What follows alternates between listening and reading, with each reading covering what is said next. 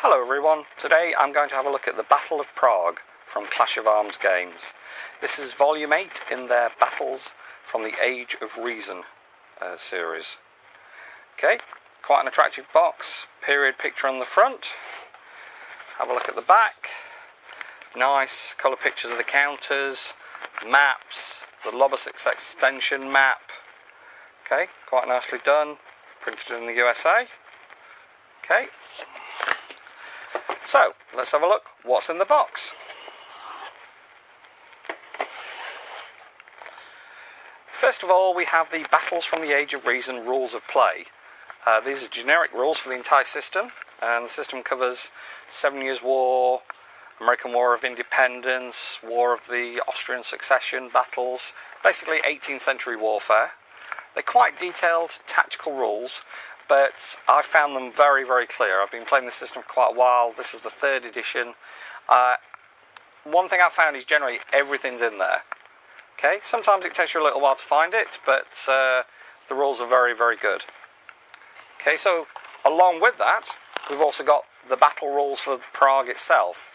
Okay, these are the rules for this particular battle. You can see some of the markers they used, some of the description of what the counters have got on them. The legend here for the different nationalities. So when you look at a counter, you can actually see, well, it's Austrian infantry or Prussian infantry or grenadiers. Okay, it's on the back of the counter. Descriptions of the battle itself, historical commentary, various different scenarios, so you don't have to play the full thing because it's a 3-mapper, so the full thing is quite a lot to go at. Special rules, optional rules, descriptions of the leaders and any special capabilities they've got. Okay, then we come to the counters. Now, the counters in the BAR series are some of the best that you will see. They're based on actual uniforms, so facings, buttons, all this sort of stuff. You can see your cavalry up here, hussar type uniforms. You've got your infantry here. Now, one thing you won't be able to tell just from looking at this, probably from this picture, is that there's actually a slightly different font used from the Prussian side to the Austrian side on the front to help make them easier to identify. But obviously in this case, the Prussians are generally in blue and the Austrians are generally in white. It doesn't always work that way, depending on the scenario and the different countries included. On the back, you've got more information. I'll just hold it this way. You can see how good they are in combat, what their morale is, things like that. Okay, and you've got leaders. You get replacement leaders as well, because leaders will sometimes get killed. Second sheet there, again, beautiful counters, really nicely done. Lots of interesting information. You've got field works here, light and heavy field works. You've got artillery. So I don't think anybody can complain about the quality of the counters in this. And a couple of very boring looking generic counter sheets for markers. Okay, so you can put these markers onto how much damage people have taken, when people are shaken, when they're creating hooks in the line, when they're in column, okay, disorder, extended lines, things like that, when people are routed. Now, like I said, this is a 3-mapper, so it's going to take up quite a lot of space if you want to play the full thing.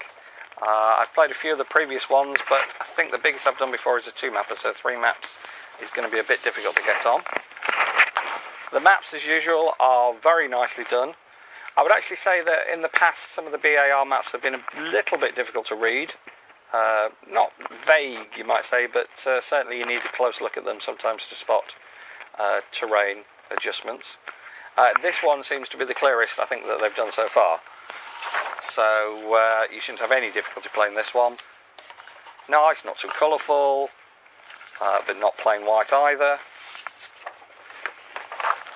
So, like I say, 3 maps, all to this quality.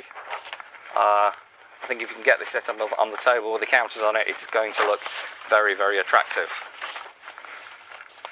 I won't bother showing you the last map because it's more of the same. Okay, see the water on it, that's the north map. Okay, the next thing you get is orders of battle.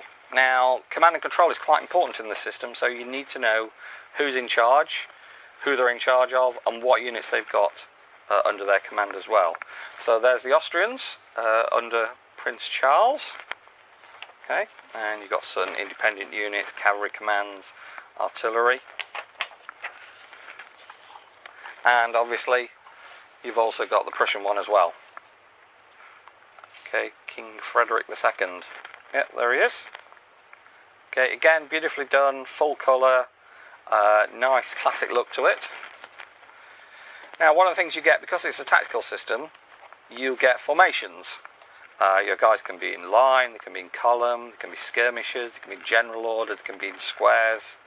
This is pre-Napoleonic, don't forget, but formations are still a pretty important part of setting up your troops. And here it shows you, the way that you can move from one to another. Okay, also down here, when you want to change facing, how much it costs to change facing. Okay, on the back, you've got more formation change diagrams. So let's say you're going from a 2x line to a 2x march column. How many movement points it costs you, depending on where you start and where you end up. It does matter. When you change your formation, depending on which direction you're going in, it will actually affect how many movement points it's going to cost you. Okay, now you've got an off-map display. You can move troops off-map, so they can come on at the edge of the board somewhere. Okay. Next one up is charts and tables. Okay. Now, special results. This is quite interesting. There's lots of ways of getting special results in this game. You can get wildfire. You can get full volley, where you double the fire strength. You can get command confusion. You can get the army morale needs to be checked. And that's how you win the battle, by reducing your enemy's army's morale. So there's quite a lot of sort of random events. You've got a close combat results table, okay, based on odds. You've got fire combat results table, again based on odds. Description of how to set up a hook, things like that. Disorder check results. Any special information that you need. Morale check results. Okay. The other thing you've got loss charts. Now, if you don't want to put the counters underneath, or if you want to do both, you can actually start checking the damage off as units take damage here. So you can just look at the sheet and see how much somebody's got left. Separate close combat result there, table there. You're going to be using that quite a lot, so they've put that on a separate sheet, make it easier. Okay, and the fire combat as well, because again, that's going to be used quite a lot. Turn record track. The turn ends are variable, so you won't necessarily be able to exactly work out when something's going to end. Both sides roll initiative. Whoever gets the initiative gets to do something. Depending on the result, it's possible that the turn will end. Okay, and as the turn goes on, it's more and more likely to end. Here we go. Austrian army loss charts. Army morale for the Prussian army, army morale for the Austrian army. These are suitable for photocopying, so if you do want to use that system, photocopy those and make as many copies as you like. Now, one bonus thing you get in this, if you've already got Lobositz, which I'd highly recommend, is there's an expansion kit for it. Lobositz is another excellent game in this series. Obviously this is going to look pretty similar to the Prague one, but based on a different battle. Now, you can't play Lobositz obviously straight out this box, you need to own the game already, but what you get is some updated information, the updated book, turn record chart, and you actually get a whole extra map. So you've got a lot more room to manoeuvre, so you get an extra south map. It doesn't look very big, but it just gives you that bit more room to manoeuvre so you don't feel quite so hemmed in. Now, if you've not played the Battle for the Age of Reason series, it's something you might be interested in. Don't be put off by the rules complexity. If you like tactical battles, if you like Napoleonic, but you thought you want to try something different, definitely highly recommend it. It's one of the few series of games that I've kept every one. I did get rid of them at one time and then regretted it bitterly, and so I've gone through a phase of picking them all back up again. I think you'll find it's probably the best tactical system out there for this sort of period. I certainly prefer it to their Le Bataille series, which I think has got a little bit muddled now. I think if they took this system and modified it to work to Napoleonic, then they'd end up with a much better system and wouldn't have 3 different sets of rules. So I hope you've enjoyed seeing what's inside the box. Thanks very much for watching. Goodbye.